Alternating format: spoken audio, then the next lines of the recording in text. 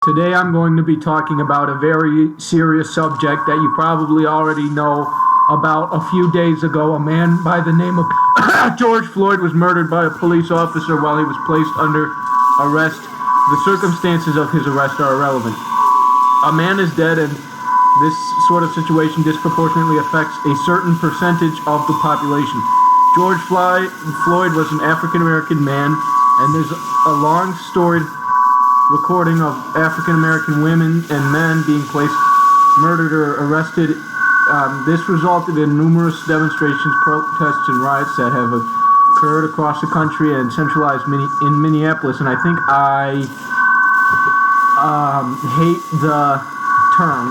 I think I do the last thing I want to do is to try and inject my opinion into a situation that neither deserves it or needs it, but I think that this is a very human reaction to the systematic injustice that racism has been pervading our country for the last 50, 100, 200 years.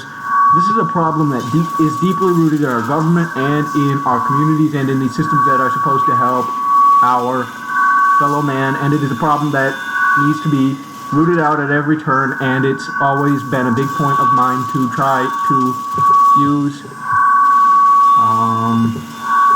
my platform responsibly, to use my platform to steer people in the direction that I feel is right. In this is the case. There is very little gray area to debate about a man.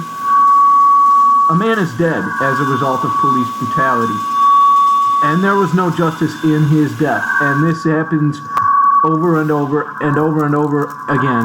And it's very easy to remove yourself from a situation, to think that it is to do so far removed from your life that it will never affect you, but this affects all of us. This is something that is definitive of who we are as people who